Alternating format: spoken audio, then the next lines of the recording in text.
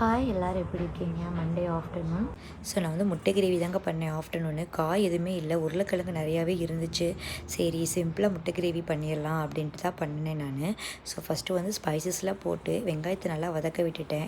நல்லா வதக்கினதுக்கப்புறமா பார்த்திங்கன்னா இஞ்சி பூண்டு விழுது, பச்சை மிளகாய், கருவேப்பிலை போட்டு நல்லா வதங்கினதுக்கப்புறமா தனியாக வந்து தக்காளி சோம்பு வந்து மிக்சியில் அரைச்சிக்கிட்டேன். ஸோ அது வதங்கினதுக்கப்புறமா அரைச்சி அதில் ஊற்றிட்டு உப்பு நம்மளுக்கு என்னென்ன மசாலா தேவையோ எல்லா மசாலாவும் போட்டு நல்லா மிக்ஸ் பண்ணி கொதிக்க விட்டாச்சு. ஸோ எண்ணெய் மேலே வந்த உடனே நம்மளுக்கு எவ்வளோ தண்ணி வேணுமோ அந்த தண்ணியை ஊற்றி நல்லா கொதிக்க விட்டு அதில் உருளைக்கிழங்கு போட்டு நல்லா கொதிக்க விட்டுட்டேங்க.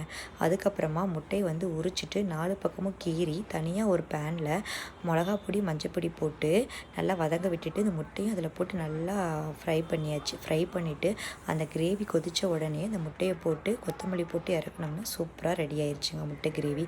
இது உருளைக்கிழங்கு முட்டை கிரேவி. பிடிச்சிருந்தால் லைக் பண்ணுங்கள், சப்ஸ்கிரைப் பண்ணுங்கள். பாய்.